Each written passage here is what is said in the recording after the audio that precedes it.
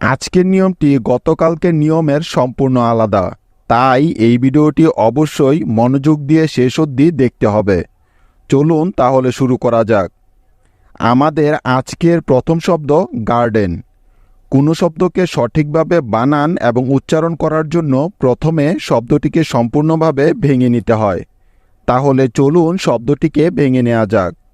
এই শব্দটিকে ভাঙলে আমরা প্রথমেই পাবো গ, তারপরে আকার, তারপরে র, তারপরে ড, তারপরে একার এবং সবশেষে পাবো ন। ব্যাস হয়ে গেল গার্ডেন। এবার আমাদের কাজ হলো এদের ইংরেজি প্রতিবর্ণগুলো বসানো। ইংরেজি প্রতিবর্ণগুলো তো আমরা সবাই চিনি, তাই না? তো দেখো, প্রথমে আছে গ, তাই গ এর প্রতিবর্ণ জি কে এখানে নিতে হবে। তারপরে আছে আকার এবং তারপরে আছে র। লক্ষ্য করো, এই নিয়মটার কথা মনে আছে তো? গত ক্লাসে আমরা শিখেছিলাম যে আকারের পরে র থাকলে ওই আকারের জন্য ই বসাতে হবে, ঠিক তো? কিন্তু ওই নিয়মে কিন্তু আরও একটা কথা বলা হয়েছিল যে ওই রটা শব্দের শেষে থাকতে হবে, তাহলে আকারের পরিবর্তে ই বসবে, তাই না? কিন্তু এই নিয়মটা হলো আকারের পরে র থাকলেও আকারের জন্য এ বসবে। এখন প্রশ্ন হলো কখন? খেয়াল করো, যখন এই আকার এবং রটি শব্দের প্রথম দিকে থাকবে। তাহলে এই দুটি নিয়মের পার্থক্যটা বুঝতে পারলে তো তোমরা? একদম সহজ কিন্তু। শব্দের শেষে আকার এবং র থাকলে ওই আকারের জন্য ই বসবে, আর শব্দের শুরুর দিকে আকার এবং র থাকলে ওই আকারের জন্য এ বসবে। মনে থাকবে তো এখন? তাহলে লক্ষ্য করে দেখো, এখানে আকারের পরে র আছে ঠিকই, কিন্তু সেটা শব্দের প্রথম দিকে। তাই এখানে আকারের জন্য আমাদের নিতে হবে এ। কি বুঝতে পেরেছ তো? তাহলে জি এ হয়ে গেল গা, তারপরে র আছে, সেজন্য নিব আর। সুতরাং জি এ আর মিলে হলো গার। তারপরে ড আছে, তাই নিতে হবে ডি। ড এরপরে একার আছে, যার জন্য নিলাম ই, কারণ আমরা জানি যে একারের পরিবর্তে ই বসে, তাই তো? তাহলে ডি ই মিলে হলো ডে, গার ডে, এবং শেষে আছে ন, সেই জন্য নিব এন। সুতরাং ডি ই এন মিলে হয়ে গেল ডেন, গার্ডেন। এখন দেখো এই শব্দটি কি কি সিলেবল দিয়ে গঠিত হয়েছে। জি এ আর গার এবং ডি ই এন ডেন, গার্ডেন। গার্ডেন অর্থ বাগিচা বা বাগান। কি বুঝতে পেরেছ? মনে থাকবে তো? তাহলে এবার পরের শব্দটা দেখো, আর্টিস্টিক। এই শব্দটাকে ভাঙলে পাই প্রথমে আ, তারপরে র, তারপরে ট, তারপরে ইকার, তারপরে দন্ত স, তারপরে আবার ট, তারপরে ইকার এবং শেষে পাই ক। ব্যাস হয়ে গেল আর্টিস্টিক।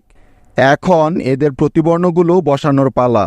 তো দেখো, এই শব্দটির প্রথমে আছে আ এবং তারপরে আছে র। তাহলে তোমরা বলো তো যে এখানে আ এর জন্য কি নিতে হবে? হ্যাঁ, অবশ্যই এখানে এ নিতে হবে আ এর পরিবর্তে, কারণ এই আ এবং রটা শব্দের শুরুতে আছে, তাই। কিন্তু যদি এই আ এবং রটা শব্দের শেষে থাকতো, তাহলে কিন্তু আ এর জন্য তখন ই বসতো। বোঝা গেল? ঠিক আছে। সুতরাং প্রথম আ এর জন্য নিলাম এ, তারপরে র এর জন্য নিলাম আর, তাহলে এ আর মিলে হলো আর। তারপরে ট আছে, যার জন্য নিব টি। ট এরপরে ইকার আছে, সেই জন্য নিতে হবে আই, তাহলে টি আই মিলে হলো টি, আর টি। তারপরে দন্ত স আছে, তাই নিব এস, কারণ আমরা জানি যে দন্ত স এর ইংরেজি প্রতিবর্ণ হলো এস। তাহলে এ আর টি আই এস মিলে হলো আর্টিস্ট। তারপরে আবার ট আছে, তাই আবারও নিলাম টি। ট এরপরে ইকার আছে, তাই নিব আই। সুতরাং টি আই মিলে হয় টি, আর্টিস্টি। এবং শেষে বাকি রইল ক, যার জন্য নিতে হবে সি। কেননা ইংরেজি বানানে ক এর জন্য সি বর্ণটাই বেশি ব্যবহৃত হয়। মনে আছে তো নিয়মটা সবার? তার মানে TIC মিলে হলো টিক, আর্টিস্টিক। এবার দেখো এই শব্দটি থেকে আমরা কতটি সিলেবল পেলাম। AR আর, TIS টিস এবং TIC টিক, আর্টিস্টিক। আর্টিস্টিক মানে হলো শৈল্পিক। মনে থাকবে তো? আমাদের নেক্সট শব্দ হারমোনি। এই শব্দটাকে ভাঙলে আমরা পাবো প্রথমে হ, তারপরে আকার, তারপরে র, তারপরে ম, তারপরে উকার, তারপরে ন এবং সবশেষে পাবো ইকার। ব্যাস হয়ে গেল হারমোনি। এখন আমাদের কাজ হলো শুধু এদের ইংরেজি প্রতিবর্ণগুলো বসিয়ে দেয়া। ব্যাস তাহলেই আমাদের কাজ শেষ। যেমন দেখো, প্রথমেই আছে হ, তাই হ এর পরিবর্তে নিয়ে নিব এইচ। তারপরে আকার আছে, সেই জন্য নিতে হবে এ। কারণ দেখো আকারের পরে র আছে এবং এরা শব্দের শুরুর দিকে আছে, তাই আকারের পরে র থাকা সত্ত্বেও এখানে আ এর জন্য এ বসবে। তাহলে HA মিলে হলো হা। তারপরে র আছে, তাই নিতে হবে আর। সুতরাং HAR মিলে হলো হার। তারপরে ম আছে, যার জন্য নিলাম এম। ম এরপরে উকার আছে, সেজন্য নিতে হবে উ। কারণ আমরা জানি যে উকারের জন্য ইংরেজিতে উ বর্ণটা বসে। তাহলে MU মিলে হলো মু, হার মু। এখন বাকি আছে ন এবং ইকার, তাই ন এর জন্য নিব এন এবং ইকারের জন্য নিতে হবে।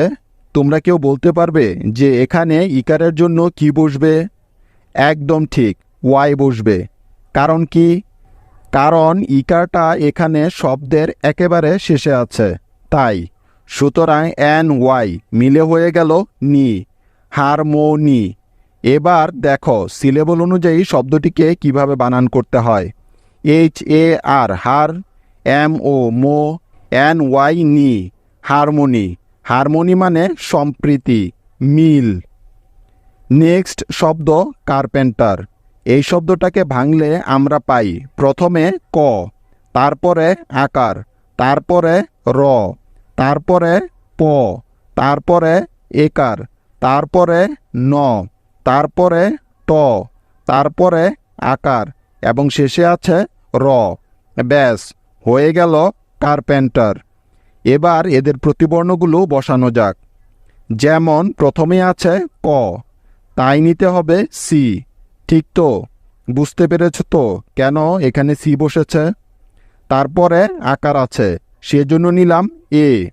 যেহেতু তারপরে র আছে এবং এরা শব্দের শুরুতে আছে, তাহলে CA মিলে হলো কা। তারপরে র এর জন্য নিলাম আর। সুতরাং CAR মিলে হয়ে গেল কার। তারপরে প আছে, যার জন্য নিতে হবে পি। প এরপরে একার আছে, তাই নিব ই, অর্থাৎ PE মিলে হলো পে, কার পে। তারপরে ন আছে, সেজন্য নিলাম এন। তাহলে PEN মিলে হলো প্যান, কার প্যান।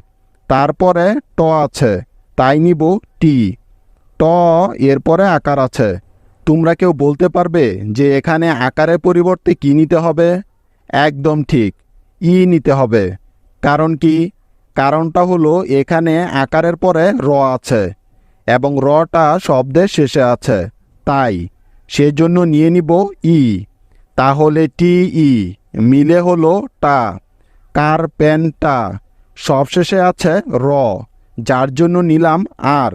সুতরাং TER মিলে হয়ে গেল টার, কার্পেন্টার। এবার একটা মজার বিষয় লক্ষ্য করো, এই শব্দটিতে কিন্তু দুটি নিয়মই একসাথে ব্যবহার হয়েছে। দেখো প্রথমে আর সাউন্ডের জন্য AR বসেছে আর শেষে আর সাউন্ডের জন্য ER বসেছে।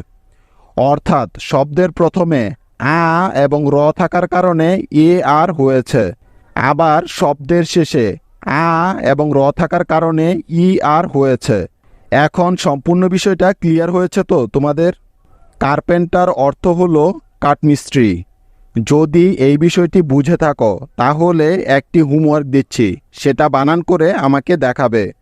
তোমাদের আজকের হোমওয়ার্ক হলো পার্টি। এই শব্দটি ভেঙে বানান করে আমাকে কমেন্টে দেখাও। কেমন?